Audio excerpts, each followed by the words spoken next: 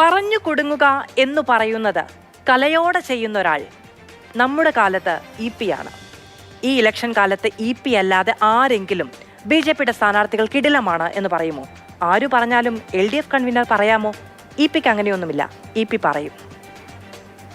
എല്ലാ സ്ഥലത്തും BJPയുടെ നല്ല സ്ഥാനാർത്ഥികൾ. അവരിപ്പോൾ തിരുവനന്തപുരത്ത് അവർ കേന്ദ്രമന്ത്രിയാണ്, ആറ്റിങ്ങൽ കേന്ദ്രമന്ത്രിയാണ് മത്സരിക്കുന്നത്.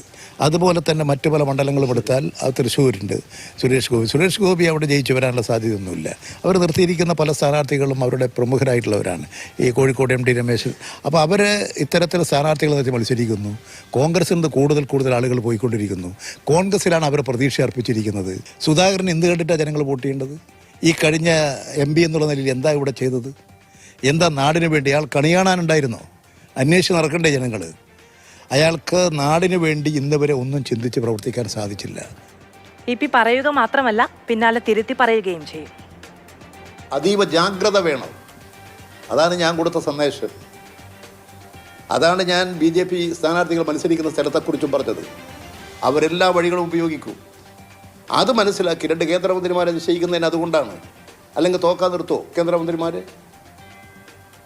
അവർ നിർത്തുന്നത് തന്നെ ഒരു ഇമേജ് വർദ്ധിപ്പിച്ചെടുക്കുന്നതിന് വേണ്ടിയിട്ടാണ്. ഇന്ത്യൻ കമ്മ്യൂണിസ്റ്റ് പാർട്ടി മാർക്സിസ്റ്റിൻ്റെ PB അംഗമായിട്ടുള്ള പിണറായിയോട് തന്നെ മാധ്യമപ്രവർത്തകർ ചോദിച്ചു.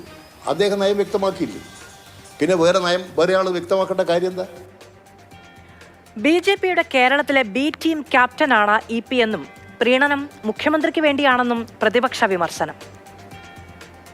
പിണറായി വിജയൻ EP ജയരാജനെ ഉപയോഗിച്ചുകൊണ്ട് BJPക്ക് കേരളത്തിൽ ഒരു സ്പേസ് ഉണ്ടാക്കാൻ വേണ്ടി ശ്രമിക്കുന്നു. അദ്ദേഹത്തിന് ഭയമാണ്, അദ്ദേഹത്തിന് കേസുകളെക്കുറിച്ചുള്ള ഭയമാണ് ഈ ജയരാജനെ ഉപയോഗിച്ച് BJP അനുകൂല സ്റ്റേറ്റ്മെൻറ്റുകൾ. സുരേന്ദ്രൻ വരെ അഭിനന്ദിച്ചു EP ജയരാജനെ. കാരണം BJPക്കാർ പോലും പറയില്ല. BJPക്കാർ ഒരുപാട് സ്ഥലത്ത് കേരളത്തിൽ 2ാം സ്ഥാനത്ത് വരുന്നു. BJPയുടെ തിരുവനന്തപുരം സ്ഥാനാർത്ഥി രാജീവ് ചന്ദ്രശേഖറുമായി EPക്ക് കച്ചവട ബന്ധങ്ങളുണ്ടെന്നും അതിന്റെ പേരിലാണ് പ്രമോഷൻ എന്നും സതീശൻ. തനിക്ക് ഒരു കച്ചവടവുമില്ല എന്നും ഉണ്ടെന്ന് തെളിയിച്ചാൽ അത് സതീശൻ എഴുതി കൊടുക്കാമെന്നും EPയുടെ വെല്ലുവിളി. GD സതീശനെ പോലെ ഒരു ബിസിനസ്മാൻ അല്ല ഞാൻ. ഇവിടെ രാജീവ് ചന്ദ്രശേഖരനെ തന്നെ ഇന്ന് വരെ ഞാൻ അടുത്ത് കണ്ടിട്ടില്ല. രാജീവ് ചന്ദ്രശേഖരുമായിട്ട് എനിക്ക് ഫോണിൽ സംസാരിച്ച ബന്ധം പോലുമില്ല. എനിക്ക് ബിസിനസ് ഉണ്ടെങ്കിൽ ഞാൻ ആ ബിസിനസ് മുഴുവൻ VD സതീശന് സൗജന്യമായി കൊടുക്കുന്നു. VD സതീശൻ സ്റ്റാമ്പ് പേപ്പറിൽ തയ്യാറാക്കി വന്നാൽ ഞാൻ അപ്പോൾ ഒപ്പിട്ട് കൊടുക്കാം. എനിക്കും എൻ്റെ ഭാര്യയ്ക്കും EP ജയരാജൻ്റെ ഭാര്യയുടെ ഒരു സ്വത്തും ആവശ്യമില്ല. ഈ വൈദേകം റിസോർട്ട് അദ്ദേഹത്തിൻ്റെ ആണെന്ന് എല്ലാവർക്കും അറിയാം. അവിടെ ഇൻകം ടാക്സ് റെയ്ഡ് നടക്കുകയും ED അന്വേഷണം നടത്തുക അറിയാം. അപ്പോൾ ബുദ്ധിമാനായ ജയരാജൻ അത് സെറ്റിൽ ചെയ്യാൻ വേണ്ടിയിട്ട് BJPക്കാരായ കേന്ദ്രമന്ത്രിയായിട്ട് അതിനെ നടത്തിപ്പ് മൂലം വിട്ടുകൊടുത്തു. വെല്ലുവിളി കടുത്തതോടെ EP ജയരാജനും കേന്ദ്രമന്ത്രി രാജീവ് ചന്ദ്രശേഖറും തമ്മിൽ ബിസിനസ് ബന്ധമുണ്ട് എന്നതിന് തെളിവുമായി കോൺഗ്രസ്. EPയുടെ കുടുംബത്തിന് നിരാമയ ഗ്രൂപ്പുമായി ബന്ധം സ്ഥാപിക്കുന്ന ഫോട്ടോ കോൺഗ്രസ് പുറത്തുവിട്ടു. രാജീവ് ചന്ദ്രശേഖറിന് ഓഹരി പങ്കാളിത്തമുള്ള ജൂപ്പിറ്റർ ക്യാപിറ്റലിന്റെ ഉപകമ്പനിയാണ് നിരാമയ.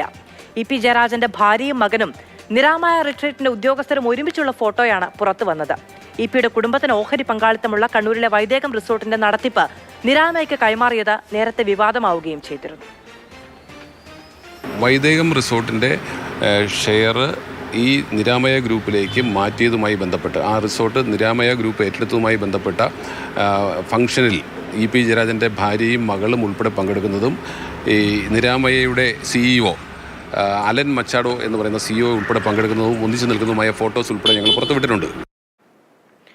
എന്നാൽ KPCC Xലൂടെ ഔദ്യോഗികമായി പുറത്തുവിട്ട രേഖയിൽ രാജീവ് ചന്ദ്രശേഖറിന് ജൂപ്പിറ്റർ ക്യാപിറ്റലിലും നിരാമയ റിട്രീറ്റിലുമുള്ള ഓഹരി പങ്കാളിത്തമുണ്ടെന്ന് വ്യക്തമാക്കുന്നുണ്ട്. രേഖയിൽ പറയുന്നത് ഇതാണ്: ജൂപ്പിറ്റർ ക്യാപിറ്റലിൽ രാജീവ് ചന്ദ്രശേഖറിന് 97.53% ഓഹരിയുണ്ട്. ജൂപ്പിറ്റർ ക്യാപിറ്റലിന് ഓഹരിയുള്ള 50 ഉപകമ്പനികളുടെ പട്ടികയിൽ നിരാമയ റിട്രീറ്റ് പ്രൈവറ്റ് ലിമിറ്റഡ് ഉണ്ട് എന്ന് കോൺഗ്രസിന്റെ രേഖ വെളിപ്പെടുത്തുന്നു. VD സതീശന്റെയും കോൺഗ്രസിന്റെയും ഈ വെല്ലുവിളി ഏറ്റെടുക്കുകയാണ് MV ഗോവിന്ദൻ. ഇല്ല അല്ല, അങ്ങനെ ഉണ്ടെങ്കിൽ അവർ പറയട്ടെ, പ്രൂഫ് വയ്ക്കട്ടെ, പുറത്തു വിടണം. വിട്ടിട്ട് അത് ശരിയായില്ലെങ്കിൽ അതിൻ്റെ കോൺസിക്വൻസ് അവർ ഉണ്ടാവും. നോക്കൂ, ഞാൻ പറയട്ടെ, ഈ ഇലക്ഷൻ ടൈമിൽ ഞാൻ പ്രെഡിക്റ്റ് ചെയ്തതാണ്. ഞങ്ങൾ വികസനം പുരോഗതിനെ പറ്റി പറയുമ്പോൾ ഇവരുടെ അടുത്ത് ഒരു ഐഡിയ ഇല്ല, അതിന് ആൾക്കാരെ മുമ്പോട്ട് കൊണ്ടുപോകാൻ ഒരു സജഷനും ഇല്ല, ഒരു ഐഡിയ ഇല്ല. ഇത് തെറി മാത്രമല്ലാണ്ട് അത് 14 അവർ ട്രൈ ചെയ്തു, 19 ട്രൈ ചെയ്തു, ആദ്യം നമ്മുടെ നരേന്ദ്രമോദിനെ അറ്റാക്ക് ചെയ്യാൻ നോക്കി. ഇതെല്ലാം അവരുടെ ഒരു രാഷ്ട്രീയം. അവരുടെ സീറ്റ് 0 എത്തണ വരെ, ലോക്സഭാ സീറ്റ് 0 എത്തണ വരെ അവരുടെ രാഷ്ട്രീയം ഇതാണ്. അത് ചെയ്യട്ടെ, അവർക്ക് ഏറ്റവും ബെസ്റ്റ് ഓഫ് ലക്ക്.